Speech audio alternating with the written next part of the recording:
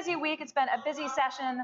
We kicked off today's show by talking with the Speaker of the House regarding legislation to put the ethics forms that elected officials and folks around the state have to file with the State Ethics Commission online.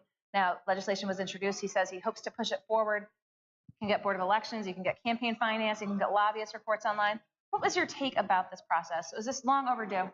Absolutely. I mean, I was really excited to see us taking on this issue. Congratulations to GoLocal for really putting a spotlight on it and helping to promote that policy change.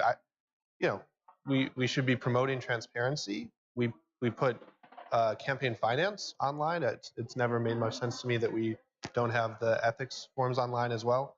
Obviously, you can get them in offline ways, but I worked really hard to with the Secretary of State to get online voter registration through.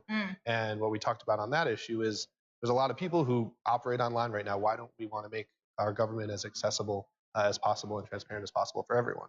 Well, we're going to be putting on, I believe, most of the current elected officials' ethics forms tomorrow to just show that the ease of which, so we're going to continue to follow this legislation as it's been introduced.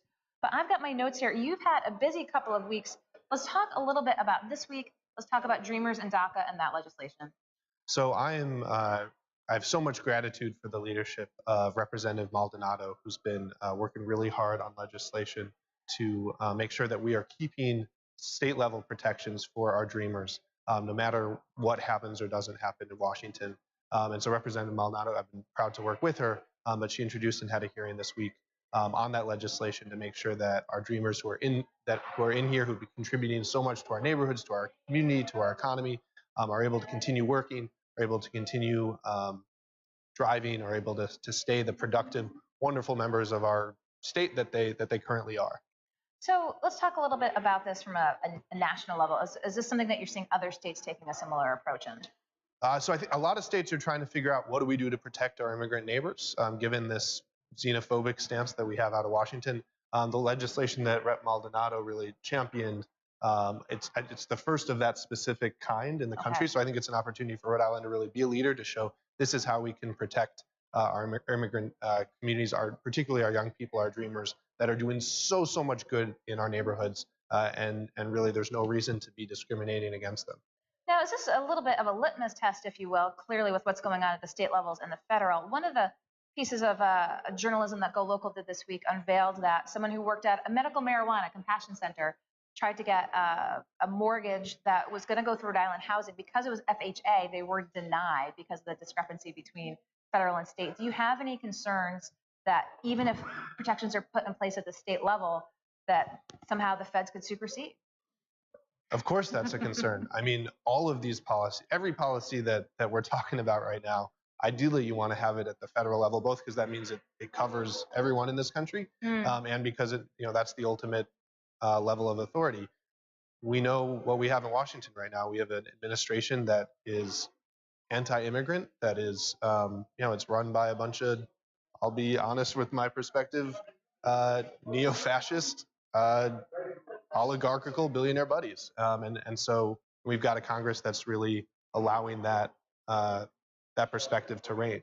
And so I think if we want to take leadership on these issues, we need to step up at the state level. We need to use the resources and the tools that we do have constitutionally here at the state level. Just yesterday, hearing for universal health care, what was the testimony like at this hearing? It was on the Senate side, but it was a great hearing on some great legislation. This is an issue that is really a passion for me.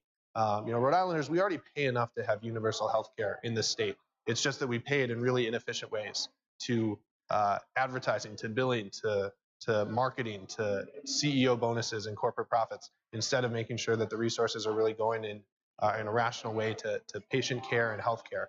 And so we have this legislation to create a single payer system at the state level to make sure that everyone has access to care, and that we're putting all of our dollars into where it actually counts. And so there was hearings, there was a testimony from physicians, from people from the medical field who talk about both on the patient end, having patients who, we literally still have people who die because of lack of access to care, and that's a reality.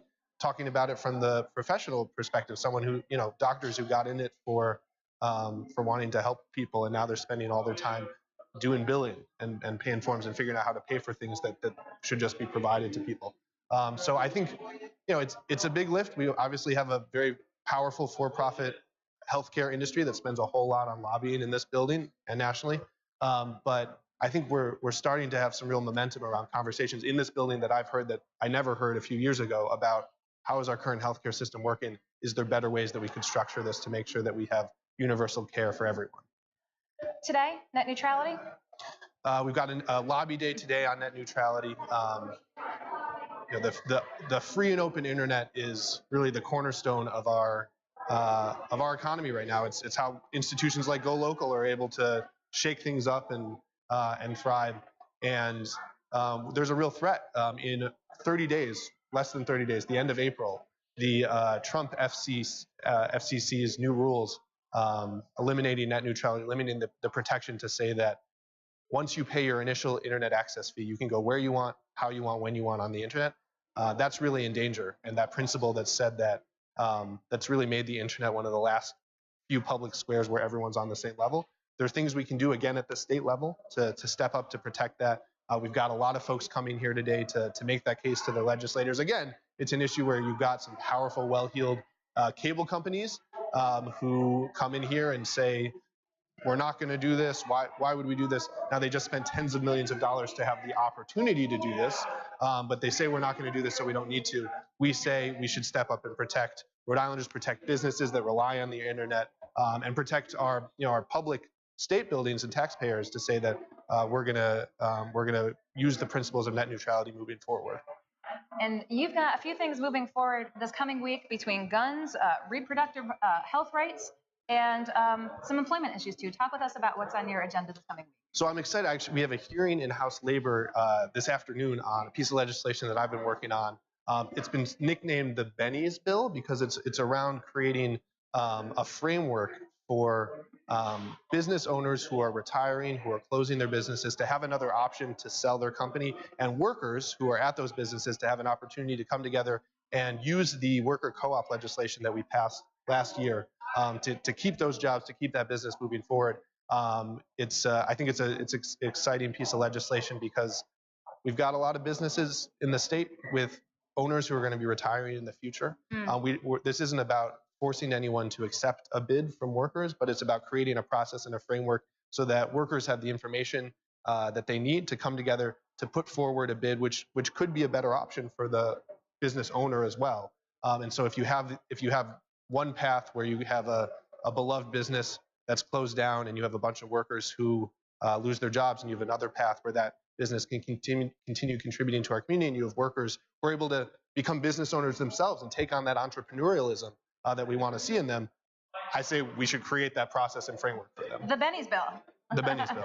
Well, I know you have to get off to the races, Representative Regunberg. I appreciate you taking the time to come and walk through some of the items on your agenda, because we could probably talk for another hour here, but we're going to be able to go back to the Navigate Credit Union Broadcast Center at 4 with Molly O'Brien. Representative Regunberg, thanks for having me, Kate. I appreciate it. it. We're going to go around the corner here. This is going to wrap up Go Local Live at the Rhode Island State House. Again, 4 o'clock kicks off with Molly O'Brien back downtown. And I'll see you tomorrow on Go Local Live. I'm Go Local News Editor Kate Nagel. Go News Editor Kate Nagel. Go News Editor Kate Nagel. Go News Editor Kate Nagel.